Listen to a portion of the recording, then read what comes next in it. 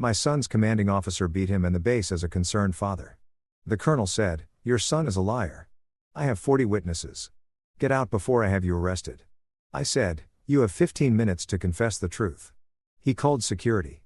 12 minutes later, Pentagon called him. "Sir, the man you threatened is." Chapter 1, The Quiet Before. Dalton Larson had spent 23 years in military intelligence before retiring to what most people would call a quiet life. Most people didn't know that retirement meant consulting directly with the Secretary of Defense on matters that never made it to briefings or reports. They didn't know that the modest house in Alexandria, Virginia, contained a secure communication room that connected him to some of the most powerful people in the Pentagon. His wife, Melissa, knew she'd been a Marine Corps logistics officer when they met, and she understood the weight of secrets. Their son, Mitch, knew his father had served, but like most 22-year-olds, he was more focused on building his own path. The kid had joined the Army against Dalton's initial wishes. Not because Dalton didn't respect the service, but because he knew exactly what kind of hell could hide behind polished brass and patriotic rhetoric. On a Tuesday evening in October, Dalton was reviewing classified documents about contractor fraud in Afghanistan when his encrypted phone buzzed. Not the regular cell phone, the other one. "Larson," he answered. "Dad." Mitch's voice was wrong. Tight. Pain wrapped around every syllable. Dalton's entire body went rigid. "What happened?" "I need you to listen. Don't react, just listen." A wet cough. "I'm okay. Mostly okay. Mitch. Colonel Gonzalez beat the hell out of me during training today. Said I showed him disrespect. Broke my ribs, Dad. Maybe my jaw. They took me to the base clinic and the doctor, Colonel Johnson, he wrote it up as a training accident. Fall from an obstacle course." Dalton's hand tightened around the phone until his knuckles went white. His voice remained perfectly calm. "Where are you right now?" "My barracks. They told me to keep my mouth shut or it gets worse. Said I'm a troublemaker. That I can't handle military discipline." Another pause. "Dad, there are 40 guys watching. Not one of them will back me up. Gonzalez has them terrified. Tell me everything. Start from the beginning." Mitch's story came out in fragments. Morning PT had been brutal. Gonzalez had been on edge all week, screaming at everyone. Mitch had asked a question about proper hydration protocol during a ruck march. A simple by-the-book question. Gonzalez had taken it as insubordination, told him to drop and give him 50. Standard stuff. But then after the company dispersed, Gonzalez had ordered Mitch to stay behind. The colonel had circled him like a predator, asking if he thought he was smarter than his commanding officer. Before Mitch could answer, the first punch had landed in his solar plexus, then his ribs, his face. When Mitch went down, Gonzalez kicked him twice more. He said, "This is what happens to smart asses who think they know better," Mitch whispered. Then he called over Captain Glenn and Lieutenant Johnson. They dragged me to the clinic. Doctor looked at me, looked at Gonzalez, and wrote up the accident report. No questions. Dalton's mind was already working through scenarios, protocols, chains of command. Who else saw it? My whole unit, 42 guys. But Turl Duffy pulled me aside after. He said he wanted to report it, but Gonzalez threatened everyone. Said anyone who talked would find themselves in Afghanistan on the worst details imaginable and that his reach went further than we could imagine. Turl Duffy, Dalton repeated, filing the name away. He sounds like he has some integrity. He's solid, Dad. But he's scared. We all are. Mitch's voice cracked. What do I do? Dalton stood up, already walking to his secure room. You do nothing. You recover. You keep your head down for exactly 48 hours. Can you do that? Yeah, but no, buts, Mitch, I know you want to fight this yourself. I know you're thinking about going to the Inspector General or filing a formal complaint. Don't. That paper trail will get buried or twisted against you.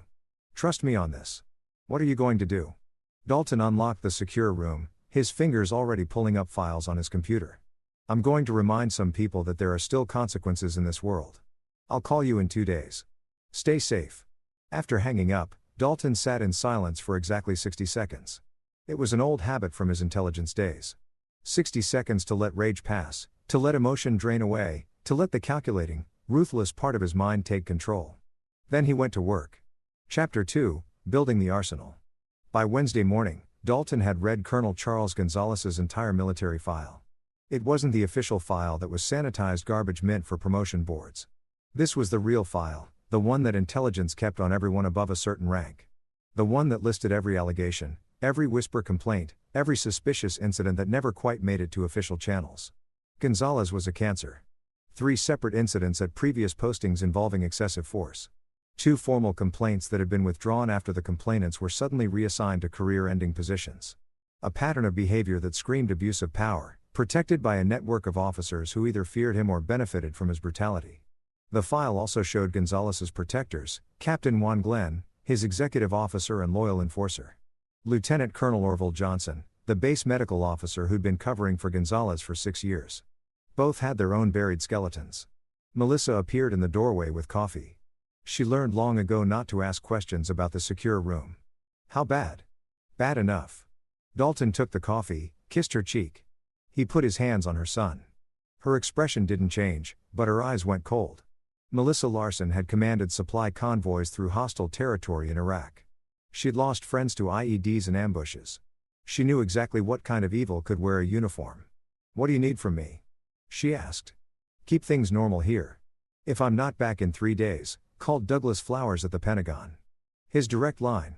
She nodded. Douglas Flowers was the Deputy Undersecretary of Defense for Intelligence. He and Dalton had worked together on operations that would be classified for the next 50 years. "You're going to the base tomorrow morning." "I'm going as concerned father, just a civilian who wants answers about his son's training accident." Dalton's smile was cold. "I want to see how far they'll take the lie." Wednesday passed in a blur of encrypted calls and careful research. Dalton contacted 3 separate sources inside the Pentagon. People who owed him favors from his intelligence days. He didn't tell them what he was planning. He just asked them to be ready. He also reached out to Dominic O'Connor, a military investigator with the Inspector General's office who'd worked several cases with Dalton. O'Connor was one of the few genuinely honest people in military law enforcement. "I need you to tell me about Fort Carson's command climate," Dalton said when O'Connor called him back. "That's a specific question.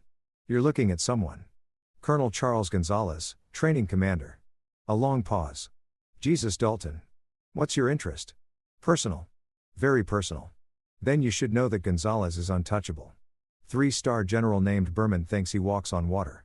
We've tried to investigate him twice. Both times the general made it disappear. You're walking into a brick wall. Thank for the warning." Dalton hung up and added General Berman to his list. The rot went higher than he'd thought. That evening, Dalton called Mitch again. His son sounded better. "Probably painkillers helping with the ribs. How are you holding up?" "Angry, but I'm keeping quiet like you said." A pause. "Dad, I heard Gonzalez bragging today. Said he broke another weak recruit. That the army needs to weed out the soft ones. He doesn't even think he did anything wrong. Men like him never do. That's going to be his weakness." Dalton kept his voice gentle. "I'm coming to the base tomorrow. I'll be there as just your father. No rank, no titles. I want you to hear how they handle a civilian complaint. They'll shut you down hard. I'm counting on it. Mitch, I need you to do something for me. That soldier, Terrell Duffy, is he someone you trust completely with my life?" "Good. I need you to tell him to document everything he saw. Written statement, dated, signed. He keeps it hidden. Doesn't file it anywhere. Doesn't tell anyone else. Just writes it down exactly as he remembers it. Can he do that? I'll ask him tonight. And Mitch, no matter what happens tomorrow, no matter what you hear, trust that I know what I'm doing." Thursday morning, Dalton dressed in civilian clothes, jeans, a button-down shirt, work boots. He looked like any blue-collar father coming to sort out a problem with his kids' training. He drove his personal truck, not the government-issued sedan that sat in his garage. Everything about his appearance said ordinary, powerless, forgettable. The drive to Fort Carson took 4 hours. Dalton spent them listening to music and mentally preparing. He'd learned long ago that the key to intelligence work wasn't just gathering information. It was understanding human nature. Pride, arrogance, the certainty that power made you invulnerable. These were the weaknesses he'd exploit. Chapter 3. Walking into the lion's den. The guard at Fort Carson's main gate checked Dalton's ID and waved him through with minimal interest. Just another visitor. Dalton followed the signs to the base headquarters, parked in the civilian lot, and walked inside like he'd done it 1,000 times before. The corporal at the reception desk looked up with practiced boredom. "Help you, sir. I'm here to see Colonel Charles Gonzalez. My son is in his training unit. Do you have an appointment?" "No, but I think the colonel will want to see me. My son had a training accident earlier this week, and I have some questions about how it was handled." The corporal's expression shifted slightly. "Sir, if you have concerns about your son's training, you should submit a formal inquiry through. I prefer to speak with Colonel Gonzalez directly." Dalton Larson. My son is Private Mitchell Larson. The name didn't register with the corporal, which was perfect. The kid picked up the phone, spoke quietly for a moment, then hung up. Colonel Gonzalez says he can give you 10 minutes. Building C, second floor. Dalton thanked him and headed across the quad. The morning sun was bright. Soldiers moving in organized formations. The everyday machinery of military life grinding forward. Beautiful and terrible order built on discipline and trust. When that trust was betrayed, the whole structure became a cage. Colonel Gonzalez's office was exactly what Dalton expected. Awards and commendations on the walls, a large desk positioned to put visitors in a psychologically inferior position, photos of the colonel with various dignitaries. A shrine to ego. Gonzalez himself was a compact man. His late 40s, fit, but with the beginning of a gut that suggested too much desk time.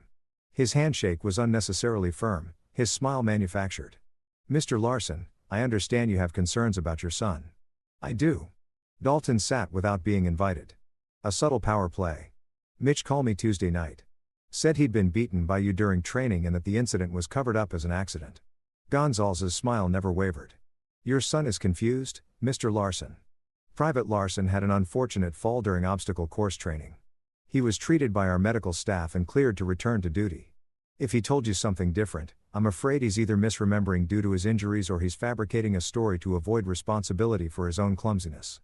He described the beating in detail. Said you punched him repeatedly after the morning formation, then had your officers file a false report. Mr. Larson, I understand you're concerned about your son, but I have to tell you that Private Larson has shown some disciplinary issues since arriving here. Nothing major, but a pattern of questioning authority, thinking he knows better than his instructors. Gonzalez leaned back in his chair. Sometimes young men who struggle with military discipline create elaborate stories to justify their failures. Dalton let the insult hang in the air for a moment. You're saying my son is a liar? I'm saying he's struggling with the transition to military life. It happens. Some recruits simply aren't cut out for the army. Were there witnesses to this training accident? The entire company was present during morning PT.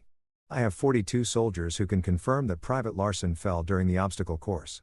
Not one of them saw anything resembling what your son described. There it was. The lie delivered with absolute confidence. Dalton showed no reaction. I like to speak with some of those witnesses. That's not possible. My soldiers have training schedules to maintain. I'm not going to disrupt unit cohesion because one recruit can't handle the reality of military service. Gonzalez's tone sharpened. Mr. Larson, I've been patient with you out of respect for your concern as a father, but I think we're done here. I'd also like to see the medical report. That's confidential military information. You have no right to access it. Dalton stood slowly, his expression calm. Colonel Gonzalez, I'm going to give you 15 minutes to tell me the truth about what happened to my son. 15 minutes to admit what you did, to file a proper incident report and to face the consequences of your actions. Gonzalez stood as well, his face flushing red. Excuse me. You beat my son. You had your officers cover it up. You've created an environment of fear where 42 soldiers are too terrified to tell the truth. I'm giving you 15 minutes to fix it. Are you threatening me? Gonzalez's voice rose. Let me make something very clear, Mr. Larson. I am a colonel in the United States Army. You are a civilian with no authority on this base. Your son is a liar and a troublemaker. And if you continue to make these baseless accusations, I will have you arrested for harassment and removed from this installation. Dalton checked his watch. 14 minutes. Gonzalez hit a button on his phone. Security, this is Colonel Gonzalez. I need an escort to remove a civilian from my office. Immediately, within 90 seconds, 2 military police officers appeared.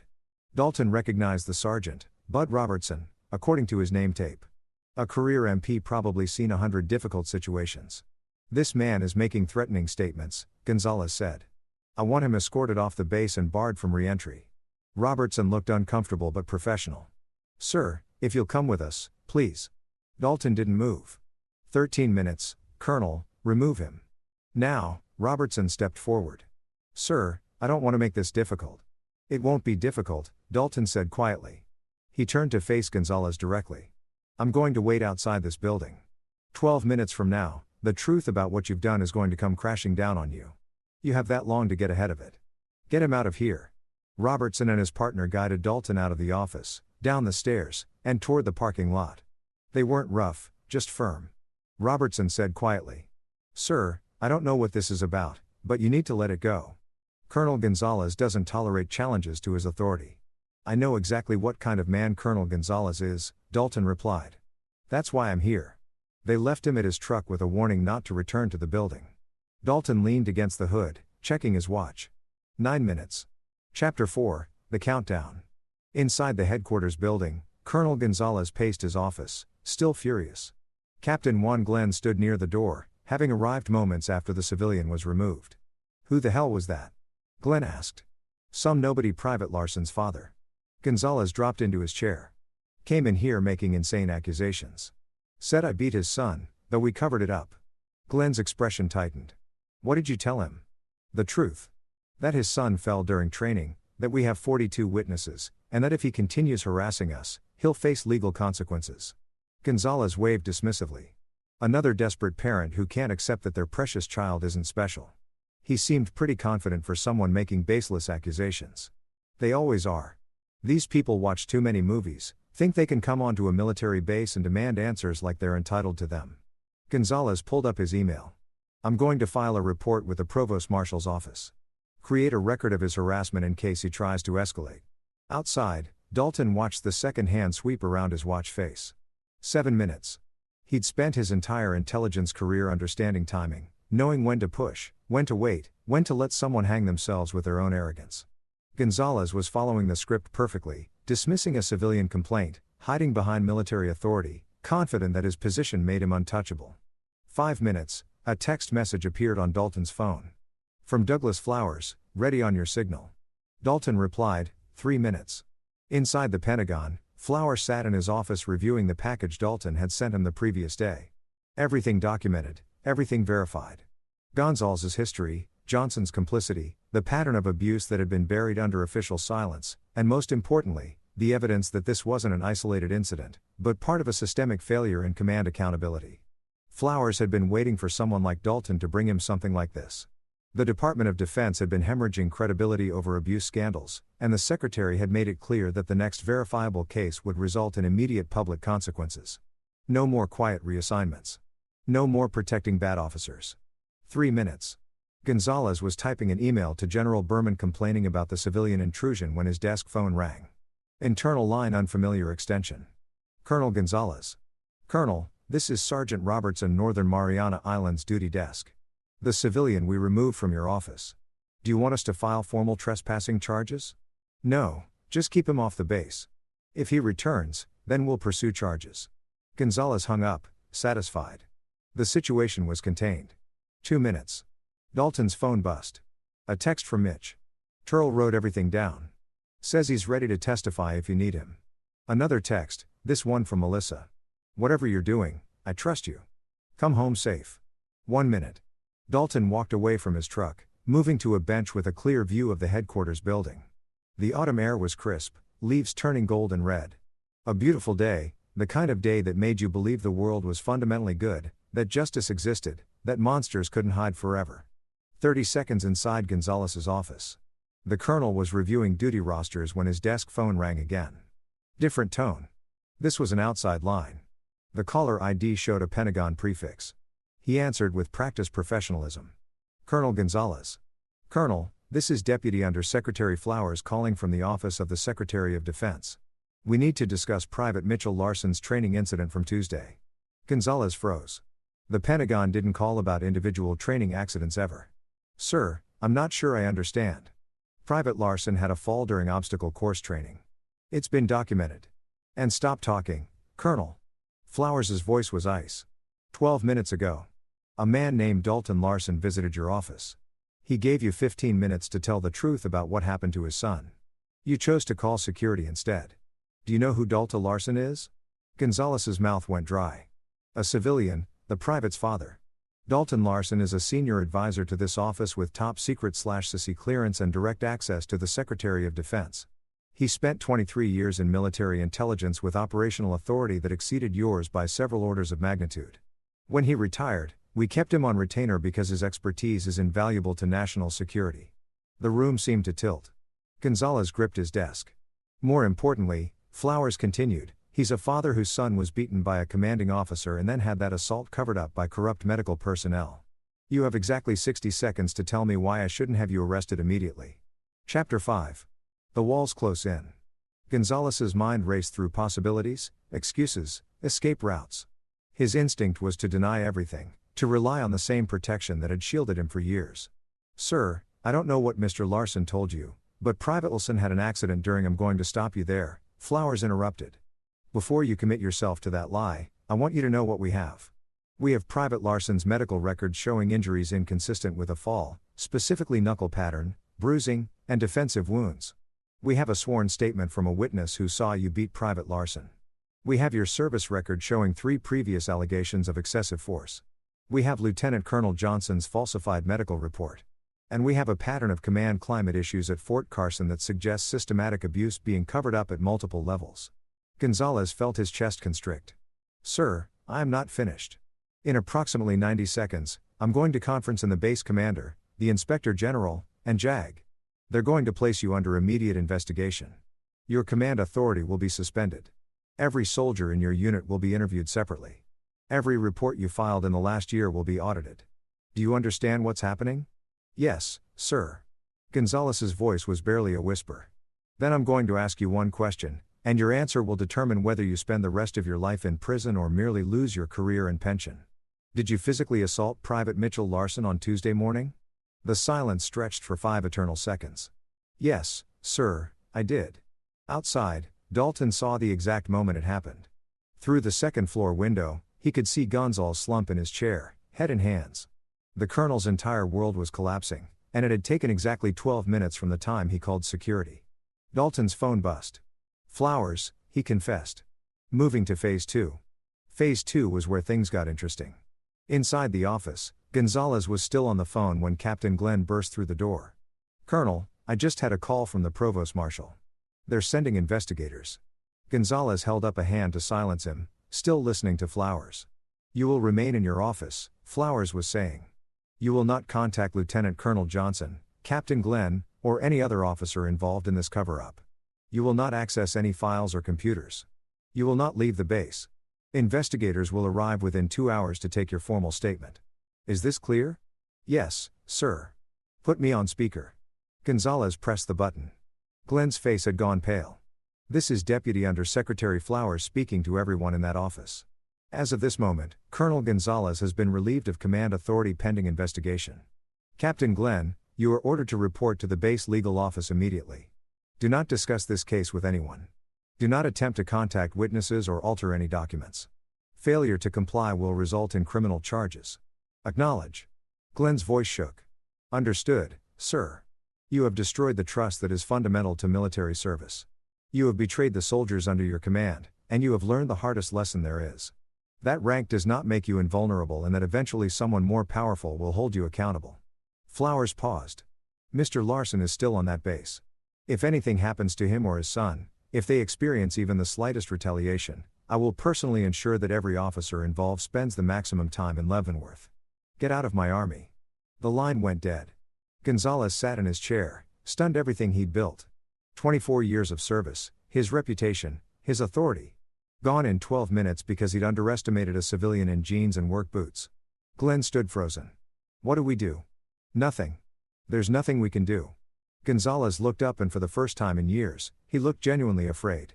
He knew. Larson knew exactly what would happen. He gave me 15 minutes to confess because he'd already put everything in motion. The phone call, the investigation, all of it.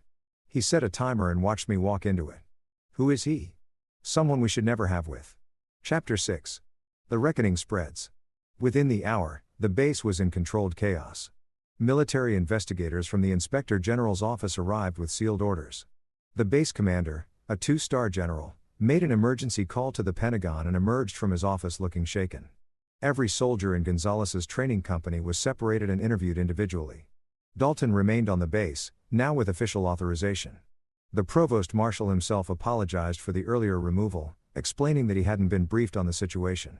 Dalton accepted the apology with grace, but his focus was elsewhere. He went to find his son. Mitch was in the barracks when Dalton arrived. The kid stood quickly, wincing from his ribs, and Dalton saw the full extent of the damage for the first time. Yellow-purple bruising across Mitch's jaw, the way he held his left side, The split lip that was still healing. Dad, Mitch said quietly. I heard what happened. The whole base is talking about it. Dalton pulled his son into a careful hug, mindful of the injuries. How are you holding up? Better now. Scare before, but better now. Mitch pulled back. What you did? I don't even know what to say. You don't have to say anything. No one hurts my son and gets away with it. Dalton guided Mitch to sit on his bunk. The investigators are going to want to interview you. Tell them everything exactly as it happened. Don't minimize it. Don't exaggerate it. Just the truth. What's going to happen to Gonzalez? Court-martial at minimum. Probably prison time. His career is over. Dalton's expression hardened. But he's not the only one. Johnson falsified medical records. Glenn helped cover it up. And there's a 3-star general named Berman who's been protecting Gonzalez for years. They're all going down. Mitch shook his head in disbelief. I thought I'd have to just take it, live with it. Maybe get reassigned and try to forget. Never. You should never have to live with injustice, especially not from people who were supposed to lead you. Dalton squeezed his son's shoulder. The Army is built on values. Honor, integrity, duty. When officers violate those values, they destroy everything the uniform represents. What happened to you wasn't just assault. It was a betrayal of everything military service is supposed to mean. There was a knock on the door. Dominic O'Connor stood there in his investigator's uniform looking apologetic. Mr. Larson, Private Larson, I'm here to conduct the formal interview. Dalton stood. Dominic, glad it's you handling this. I wish we caught it earlier, O'Connor said grimly. But we're catching it now, Private Larson. If you're ready, I need you to walk me through everything that happened Tuesday morning. As Mitch gave his statement, Dalton stepped outside to take call. It was Turl Duffy, Mitch's friend. Mr. Larson, they just interviewed me. I told them everything I saw. Duffy's voice was steady but emotional. I should have spoken up sooner. I should have. You're speaking up now. That's what matters. Dalton kept his tone gentle. You were in an impossible situation. Gonzalez had created an environment where speaking the truth meant destroying your career. That's not on you. Still feels like I failed. Mitch, you didn't. You're standing up now when it counts. That takes courage. After the call, Dalton walked back toward the headquarters building. He saw Gonzalez being escorted out by 2 MPs. His service pistol already confiscated, his bearing no longer that of a confident commander, but of a man who knew his life was over. Their eyes met for a moment. Gonzalez looked away first. Chapter 7. The dominoes fall. The investigation moved with brutal efficiency. Within 48 hours, the full scope of Gonzalez's pattern of abuse became clear. He'd been systematically terrorizing soldiers for 6 years, using fear and the cover of tough training to mask what amounted to criminal assault. 17 soldiers came forward with their own stories, incidents that have been buried or explained away. Lieutenant Colonel Orville Johnson cracked under questioning. The base medical officer admitted to falsifying at least a dozen reports covering up Gonzalez's violence. He'd done it because Gonzalez had dirt on him. Johnson had been having an affair with a subordinate officer and Gonzalez had threatened to expose it unless Johnson cooperated. The confession was damning, pathetic, and sealed Johnson's fate. Captain Juan Glenn tried to lawyer up, but his involvement was too clear. He'd witnessed multiple assaults and not only failed to report them, but actively intimidated soldiers who wanted to come forward. His military career ended with a dishonorable discharge recommendation, but the real prize was General Berman. The 3-star had been Gonzalez's protector, the power behind the throne, who'd made previous investigations disappear. Dalton's contacts and Pentagon intelligence pulled Man's communications, and what they found was worse than anyone expected. Berman hadn't just protected Gonzalez. He'd actively cultivated a network of abusive officers across multiple bases, believing that hard men made better soldiers. His philosophy was that modern army had gone soft, that political correctness had weakened military effectiveness, and that officers like Gonzalez were necessary to maintain proper discipline. It was a cancer that had metastasized throughout an entire command structure. Douglas Flowers personally delivered Berman's termination notice. The general was given a choice. Retire immediately with reduced rank and a letter of reprimand in his file, or face court-martial for dereliction of duty and conduct on becoming an officer. He chose retirement, but the damage to his legacy was permanent. Dalton watched these dominoes fall with cold satisfaction. This wasn't just about his son anymore. It was about cutting out rot that had been poisoning the Army for years. On Friday afternoon, he sat with Mitch in the base coffee shop. His son looked better, the swelling in his jaw going down, moving with less pain. "Dad, they're offering me a transfer to a different unit. Said I could leave Fort Carson, start fresh somewhere else." Mitch wrapped his hand around his coffee cup. What do you think I should do? What do you want to do? I want to stay. I want to finish my training here with my unit. I don't want Gonzalez to have driven me out. Dalton smiled. Then stay. Show them what kind of soldier you really are. But what about the other guys? The ones who didn't speak up. They're saying I'm a snitch, that I broke the code. Some of them will think that. Some of them will respect you for having the courage they didn't. And some of them will realize that there's no honor in protecting monsters. Dalton leaned forward. Mitch, you're going to have a choice every day of your military career. You could be the kind of soldier who looks the other way when bad things happen. Or you could be the kind who stands up for what's right even when it's hard. That choice defines who you are. You made it look easy.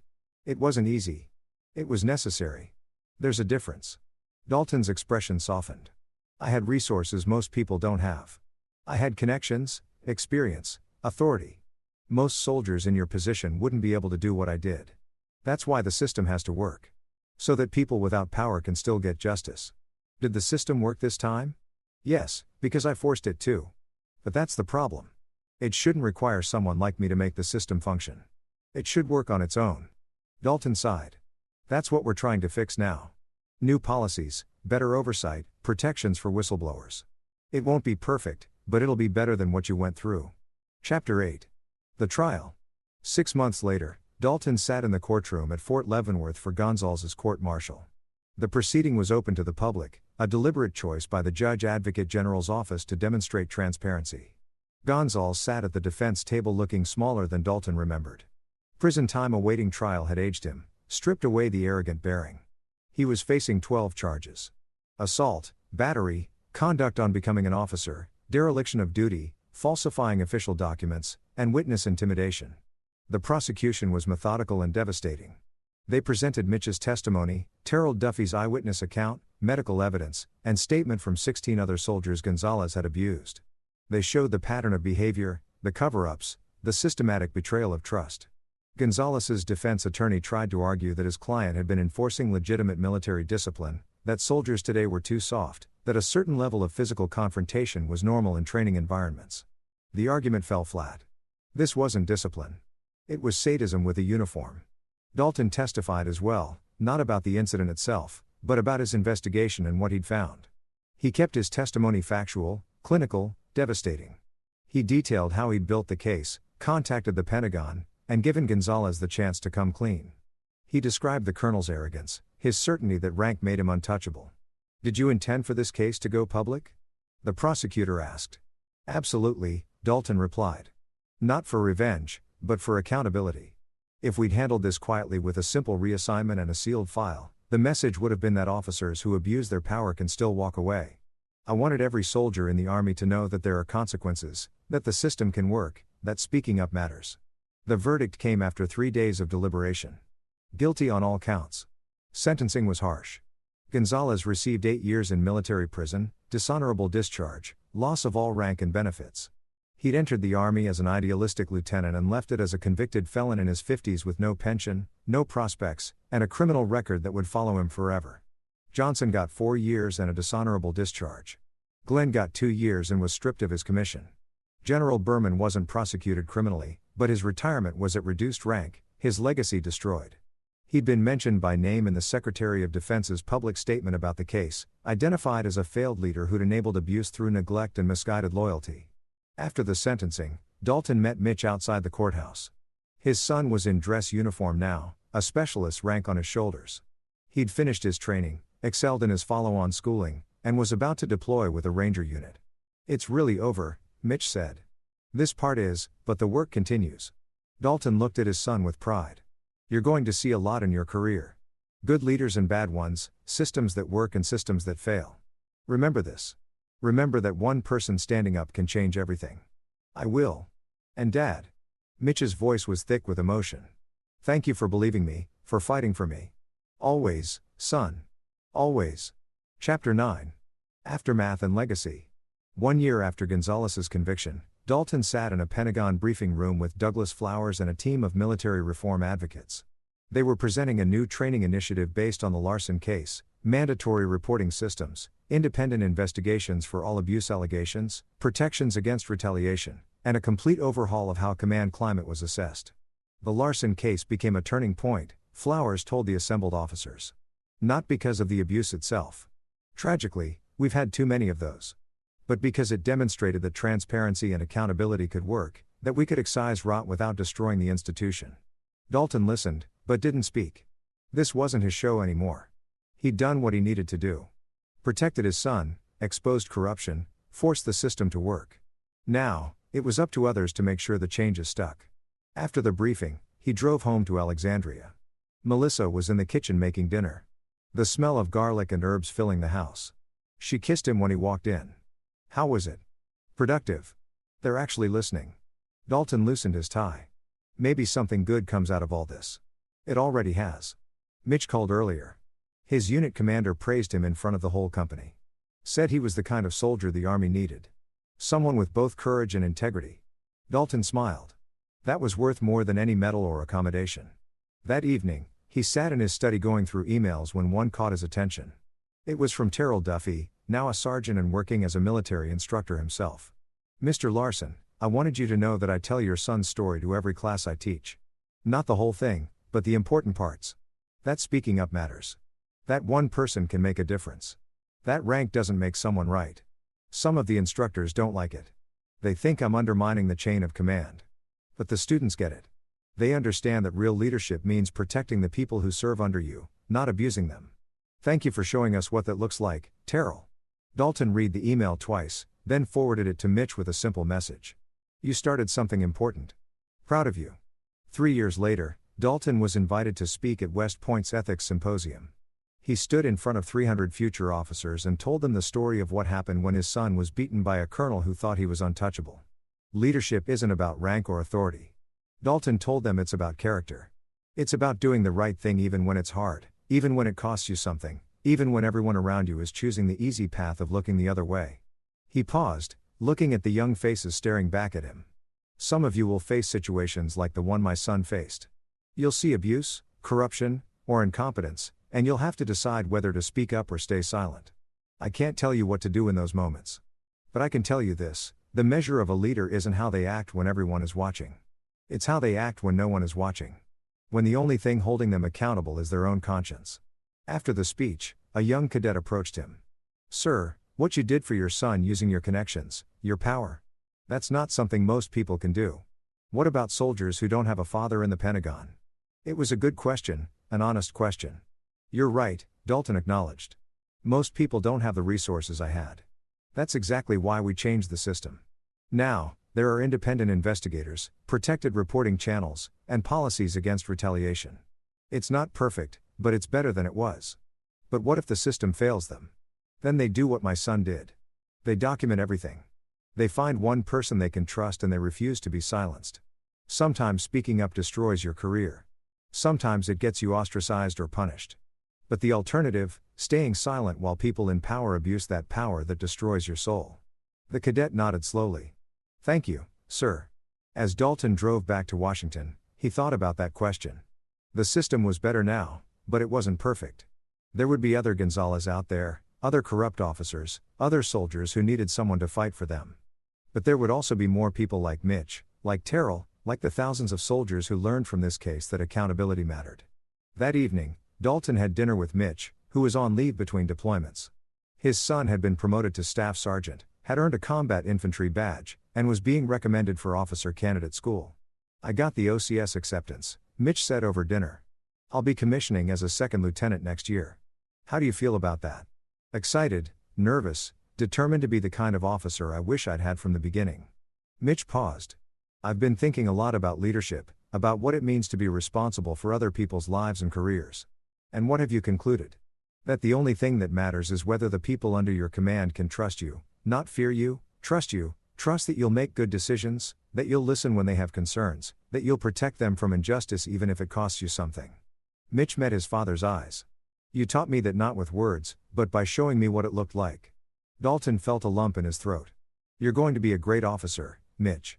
Better than I ever was. I doubt that, but I'm going to try. They talked late into the night, father and son, about service and sacrifice and the thin line between discipline and abuse. About the burden of leadership and the responsibility of power. About how hard it was to do the right thing in a world that often rewarded doing the wrong thing. Later, after Mitch had left, Dalton sat his study and pulled up the final investigation report on the Gonzalez case. 17 soldiers who'd been abused had come forward. 12 had left the army entirely, traumatized by what they'd endured. 5 had stayed and were thriving under new leadership. But the real impact was harder to measure. How many other abusive officers have been stopped because of increased oversight? How many soldiers felt safer reporting misconduct because they'd seen the system actually work? How many leaders had changed their behavior because they knew they could no longer hide behind rank? There was no way to know for sure, but Dalton chose to believe it had mattered. Years later, when Dalton was fully retired and Mitch was a decorated captain leading his own company, they visited Fort Carson together. The base had been transformed. New leadership, new training protocols, a completely different culture. They stopped by the memorial that had been erected for soldiers who died in training accidents. A simple stone wall with names and dates. Honest accounting of loss, no cover-ups, no falsified reports. This is what accountability looks like, Mitch said quietly. Truth, even when it's painful. Dalton put his arm around his son's shoulders. You know what the best part of this whole thing is? It's not that Gonzalez went to prison. It's not even that the system changed. It's that you came through it stronger. You didn't let what happened make you bitter or cynical. You used it to become the kind of leader who would never do to someone else what was done to you. I had a good example, Mitch replied. They stood there together as the sun set over the base. Father and son, both understanding that the fight for justice was never really over.